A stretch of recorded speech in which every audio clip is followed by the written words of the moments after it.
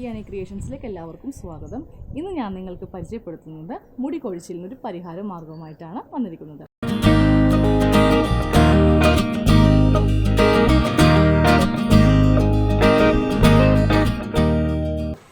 സ്ത്രീകളെ സംബന്ധിച്ച് നമുക്ക് സ്ത്രീകളെ നല്ല പുരുഷന്മാരായാലും ഏറ്റവും അലട്ടുന്നൊരു പ്രശ്നമാണ് നമ്മുടെ മുടി കൊഴിച്ചിൽ. അപ്പോൾ ഞാനപ്പോൾ ഈ ഒരു എണ്ണ കാച്ചുന്ന വിധം എൻ്റെ സ്വന്തം അനുഭവത്തിൽ നിന്നാണ് കാണിക്കുന്നത്. ഇപ്പോൾ എനിക്ക് എൻ്റെ രണ്ടാമത്തെ കുഞ്ഞ് പ്രസവിച്ച് കഴിഞ്ഞപ്പോൾ എൻ്റെ മുടി വല്ലാതെ അങ്ങ് കൊഴിഞ്ഞു പോകുമായിരുന്നു. അപ്പോൾ ഞാനപ്പോൾ ഈ അടുത്ത് ഒരു വീഡിയോയിൽ ഒരു ടോപ്പ് ഇട്ട് നിൽക്കുന്നൊരു വീഡിയോയിൽ നിങ്ങളെല്ലാവരും കുറേ പേര് ചോദിച്ചു, ചേച്ചിയുടെ മുടിയുടെ സീക്രട്ട് ഒന്ന് പറഞ്ഞു തരുമെന്ന്.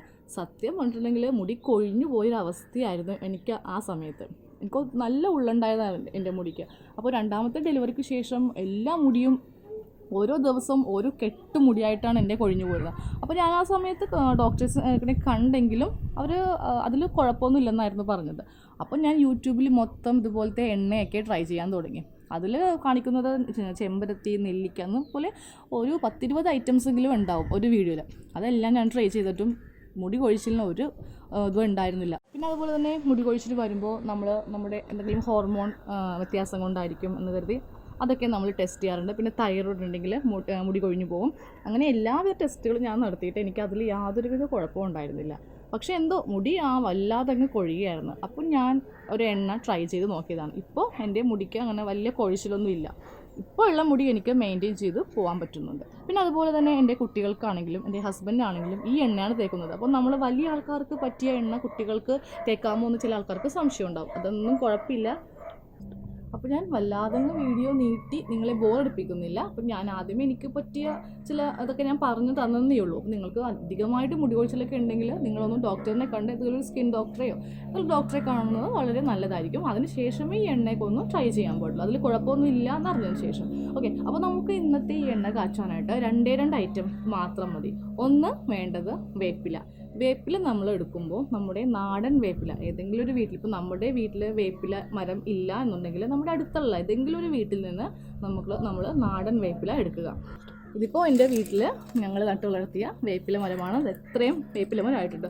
ഒരു മരം നമ്മൾ നട്ടു വളർത്തിയിട്ടുണ്ടെങ്കിൽ അതിൻ്റെ അടുത്തായിട്ട് ഇതുപോലെ ഓരോ ചെറിയ തൈകൾ ഇതുപോലെ വരും. ഓക്കെ, ഒരിക്കലും നമ്മൾ പുറത്തുനിന്ന് വാങ്ങിക്കുന്ന വരവ് വേപ്പില ഉപയോഗിക്കരുത്. അതിലൊത്തിരി കെമിക്കൽസൊക്കെ അടിച്ചിട്ടായിരിക്കും അത് കേടാകാതെ സൂക്ഷിക്കാനുള്ള ഒത്തിരി കെമിക്കൽസൊക്കെ അടിക്കും. അപ്പോൾ അത് വാങ്ങിച്ച് നിങ്ങൾ എണ്ണ കാച്ചുകയാണെങ്കിൽ ഉള്ള മുടിയും കൂടി പോകും. അപ്പോൾ അതുകൊണ്ട് ദയവ് ചെയ്ത് ഇത് കിട്ടിയില്ലെങ്കിൽ, ഈ നാടൻ വേപ്പില കിട്ടിയില്ലെങ്കിൽ നിങ്ങൾ ഇപ്പോൾ എങ്ങനെയാണ് എണ്ണ തേച്ച് കുളിക്കുന്നത് അതുപോലെ അങ്ങ് കുളിച്ചാൽ മതി. പുറത്തുള്ള വേപ്പില വാങ്ങിച്ച് നിങ്ങൾ ഒരിക്കലും ഇത് പരീക്ഷിക്കരുത്. അപ്പോൾ ഞാനിപ്പോൾ ഈ വേപ്പില മരത്തിൽ നിന്ന് ഒരു 5 ഇതള് വേപ്പില ഇതുപോലെ എടുക്കുവാൻ പോവുകയാണ്. അപ്പോൾ ഇന്ന് ഞാൻ എണ്ണ കാച്ചുന്നത് ഒരു 1/4 കിലോ വെളിച്ചെണ്ണ. അധികം കാച്ചി വെക്കാറില്ല, കുറച്ചേ കാച്ചി വെക്കാറുള്ളൂ. അത് തീരുമ്പോൾ നമുക്ക് കാച്ചി വെച്ചാൽ മതി. അധികമായിട്ട് 1 കിലോ ഒക്കെ കാച്ചി വെക്കുകയാണെങ്കിൽ പെട്ടെന്ന് അത് കറച്ചു പോകും. അപ്പോൾ അത് ഒഴിവാക്കുവാനായിട്ട് നമ്മൾ കുറച്ച് ഒരു 2 ആഴ്ചത്തേക്ക് ഉള്ള എണ്ണ മാത്രമേ ഞാൻ കാച്ചി വെക്കാറുള്ളൂ. അപ്പോൾ ഞാനിപ്പോൾ അങ്ങനെ ചെയ്യുന്നുണ്ടെന്ന് കരുതി നിങ്ങൾ അങ്ങനെ ചെയ്യണമെന്നില്ല. നിങ്ങൾക്ക് ഒരു 1/2 കിലോ വാങ്ങിച്ച് കാച്ചണമെങ്കിൽ കാച്ചാം. ഓക്കെ, ഞാൻ ചെയ്യുന്ന മെത്തേഡ് കാണിച്ചു തരുന്നതേ ഉള്ളൂ. അപ്പോൾ ഞാനപ്പോൾ ഇതിൽ നിന്ന് 5 ഇതള് ഇതുപോലെ പറിച്ചെടുക്കുകയാണ്.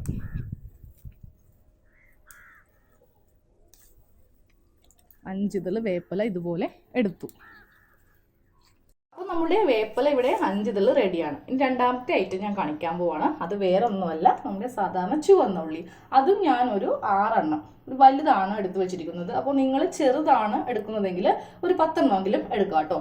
ഇപ്പോൾ വലുതായതുകൊണ്ട് 6 എണ്ണം. ഇനി ഞാൻ ഈ വേപ്പിലയും ഇതിൻ്റെ അകത്തേക്ക് ഇടാൻ പോവാണ്. അപ്പോൾ ഈ 2 ഐറ്റമാണ് എൻ്റെ മുടി കൊഴിയാന്നിങ്ങനെ നിന്ന് പോകുന്നതിൻ്റെ സീക്രട്ട്. അപ്പോൾ ഇതിൽ ഇനി അധികം സാധനം ഒന്നും ചേർക്കണ്ട, ഇത്രയും സംഭവങ്ങൾ തന്നെ മതി. ഇനി ഇതിലേക്ക് ഞാൻ ഒരു 20 കുരുമുളക്, ഇതുപോലെ 20 കുരുമുളക് ഞാൻ ചേർക്കുവാണ്. ഇതെന്തിനാണെന്ന് അറിയോ, എനിക്ക് നീരിറക്കത്തിൻ്റെ ഒരു പ്രശ്നമുണ്ട്. അപ്പോൾ എനിക്ക് ഈ എണ്ണ തലയിൽ തേച്ചതിന് ശേഷം ഒട്ടും അപ്പം തന്നെ നിൽക്കാൻ പറ്റില്ല. അപ്പം തന്നെ കുളിച്ച് കരണ്ടി വരും. അപ്പോൾ സാധാരണ നമ്മൾ ഇങ്ങനത്തെ എണ്ണയൊക്കെ പുരട്ടുമ്പോൾ, ഞാൻ ഈ കുരുമുളക് ഇതിലേക്ക് ഇടുക കേട്ടോ. എണ്ണയൊക്കെ പുരട്ടുമ്പോൾ ഒരു 1/2 മണിക്കൂറെങ്കിലും തലയിൽ തേച്ച് പിടിപ്പിച്ച് ഇങ്ങനെ നിൽക്കണം. എന്നിട്ട് വേണം അത് വാഷ് ചെയ്ത് മാറ്റാനായിട്ട്. അപ്പോൾ ഞാനപ്പോൾ ഇതുപോലത്തെ എണ്ണ ട്രൈ ചെയ്തപ്പോൾ ഞാൻ ഈ കുരുമുളക് കിട്ടില്ല, ഇല്ലാണ്ടങ്ങ് എണ്ണ കാച്ചി എനിക്ക് പിറ്റേ ദിവസം ജലദോഷവും പനിയൊക്കെ വന്നു. അപ്പോൾ അത് വരാതിരിക്കുവാൻ വേണ്ടിയിട്ടാണ് ഇതുപോലെ കുരുമുളക് ഇട്ടത്. അപ്പോൾ നിങ്ങൾക്ക് ഇങ്ങനെ എണ്ണ തേച്ചിട്ട് യാതൊരു കുഴപ്പമില്ലാത്ത ആൾക്കാരാണെങ്കിൽ ഇങ്ങനത്തെ കുരുമുളക് യൂസ് ചെയ്യേണ്ട ആവശ്യമില്ല. ഈ ഉള്ളിയും അതുപോലെ തന്നെ ഈ വേപ്പിലയും മാത്രം ഒന്ന് ചതച്ചെടുത്താൽ മതി. നീരിറക്കം ഉള്ള ആൾക്കാർ മസ്റ്റായിട്ട് ഇതുപോലെ ഒരു 20 കുരുമുളക് ചേർക്കണം. ഈ എണ്ണ കുട്ടികൾക്ക് തേക്കുന്നത് കൊണ്ട് യാതൊരുവിധ കുഴപ്പമില്ല. അപ്പം നമ്മൾ പലരും ഓർക്കും, അയ്യോ ഇത്രയും നമ്മൾക്ക് വലിയ ആൾക്കാർക്കല്ലേ ഈ എണ്ണ ഉപയോഗിക്കാറുള്ളത്, കുട്ടികൾ കുഞ്ഞല്ലേ, അപ്പൊ അവരുടെ തലയിൽ സ്കാൽപ്പിലൊക്കെ നമുക്ക് ഈ എണ്ണ തേക്കാമോ എന്ന് ചിലർക്ക് ഡൗട്ട് ഉണ്ടാവും. ഒരു കുഴപ്പമില്ല, നമ്മൾ എങ്ങനെയാണ് തേക്കുന്നത് അതേ ക്വാണ്ടിറ്റിയിൽ തന്നെ കുട്ടികൾക്കും തേക്കാം. പിന്നെ അതുപോലെ തന്നെ എല്ലാ ദിവസവും തേച്ചില്ലെങ്കിലും കുഴപ്പമില്ല, ആഴ്ച ഒരു 3 പ്രാവശ്യമെങ്കിലും ഈ എണ്ണ ട്രൈ ചെയ്താൽ മതി. പിന്നെ പലരും യൂട്യൂബിൽ കാണിക്കുന്നത് പോലെ ഈ എണ്ണ തേച്ചാൽ പനങ്കുല പോലെ മുടി വരുമെന്നൊന്നും ഞാൻ പറയില്ല. ഉള്ള മുടി നമുക്ക് പോവാതെ മെയിൻറ്റെയിൻ ചെയ്ത് കൊണ്ടുപോകാൻ പറ്റും.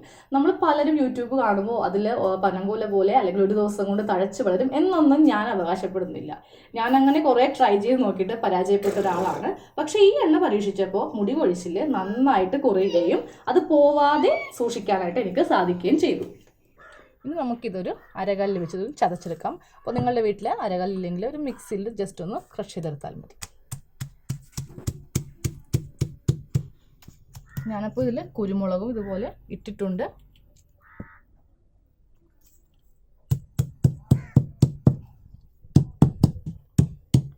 ഞാനപ്പോൾ ഇതുപോലെ ഒതുക്കി ഒന്ന് എടുത്തിട്ടുണ്ട്. നന്നായിട്ട് പേസ്റ്റ് പോലെയൊന്നും അരക്കേണ്ട ആവശ്യമില്ല, ഇതുപോലെ ഒന്ന് ഒതുക്കിയെടുത്താൽ.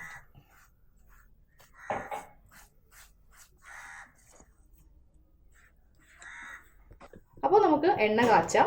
നമ്മുടെ ചേരുവ ഇവിടെ റെഡിയാണ്. ഞാനിപ്പോൾ എണ്ണ കാച്ചുന്നതിന് വേണ്ടിയിട്ട് ഒരു ഇരുമ്പ് ചട്ടി ഇതുപോലെ വെച്ചു. അപ്പോൾ നിങ്ങളുടെ കയ്യിൽ ഇരുമ്പ് ചട്ടി ഇല്ലെങ്കിൽ അതൊരു കട്ടിയുള്ളൊരു ചട്ടി ഇതുപോലെ വെക്കുക. അപ്പോൾ ചട്ടി നന്നായിട്ട് ചൂടായിട്ടുണ്ട്. അതിലേക്ക് ഞാൻ ആവശ്യത്തിന് എണ്ണ ഒഴിക്കാൻ പോവുകയാണ്. അപ്പോൾ ഞാൻ ഒരു 1/4 കിലോ ആണ് ഇതുപോലെ ഒഴിക്കുവാൻ പോകുന്നത്. ഈ എണ്ണ നന്നായിട്ടൊന്ന് ചൂടാവട്ടെ. ഇപ്പോൾ ഞാനിവിടെ ഒഴിച്ചിരിക്കുന്ന വെളിച്ചെണ്ണ എറണാകുളം മാർക്കറ്റിൽ നിന്ന് ആട്ടിയ മില്ലിൽ നിന്നാണ് ഈ വെളിച്ചെണ്ണ വാങ്ങിച്ചിരിക്കുന്നത്. ഒരിക്കലും ഞാൻ പാക്കറ്റ് എണ്ണ യൂസ് ചെയ്യാറില്ല. കാരണം പാക്കറ്റ് എണ്ണയൊക്കെ അവരത് കേടുകൂടാതിരിക്കാൻ വേണ്ടിയിട്ട് ഒത്തിരി രാസവസ്തുക്കൾ അതിലൊക്കെ ഇടുന്നതാണ്. അപ്പോൾ നിങ്ങളുടെ അടുത്ത് എന്തായാലും ഒരു മില്ലൊക്കെ ഉണ്ടാവും, വെളിച്ചെണ്ണ മില്ല്. അപ്പോൾ അവിടെ നിന്ന് വാങ്ങിച്ച് ഉപയോഗിക്കുന്നതായിരിക്കും നല്ലത്. എന്നാലും നമുക്കതിന് റിസൾട്ട് കിട്ടും.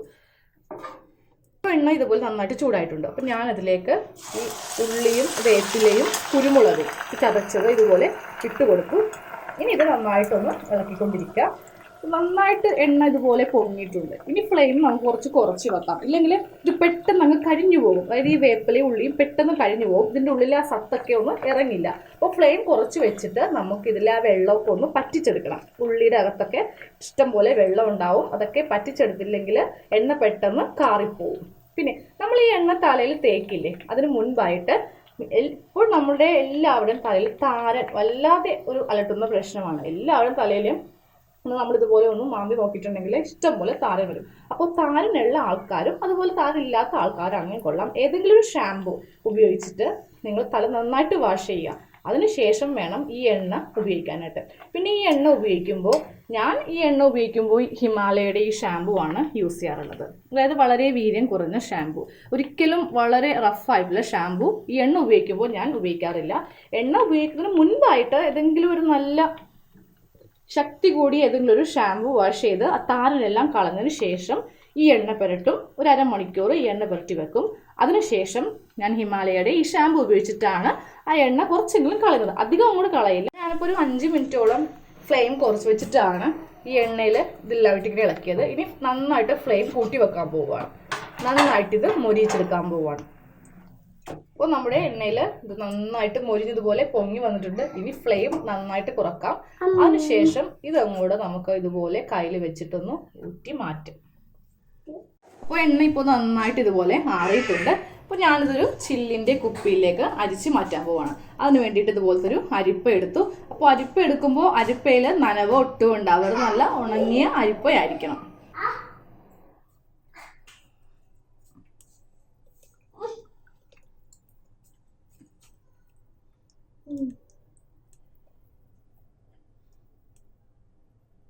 ഇനി ഒരു സ്പൂൺ കൊണ്ടിട്ട് ഇതങ്ങോട്ട് ഒന്ന് നനക്കി കൊടുക്കാം. അപ്പോൾ അതിലുള്ള എണ്ണയും കൂടി ഇതുപോലെ അങ്ങോട്ട് പോകും. സ്പൂൺ എടുക്കുമ്പോഴും വെള്ളത്തിൻ്റെ അംശമില്ലാത്ത സ്പൂൺ കൊണ്ടായിരിക്കണം ഇതുപോലെ ചെയ്യേണ്ടത്. അപ്പോൾ നമ്മുടെ എണ്ണ ഇതുപോലെ റെഡി ആയിട്ടുണ്ട്. അപ്പോൾ നമുക്ക് കുട്ടികൾക്കും നമ്മൾക്കും നമ്മുടെ ഭർത്താവിനും ആർക്ക് വേണമെങ്കിലും ഈ എണ്ണ ട്രൈ ചെയ്യാം. Thank you.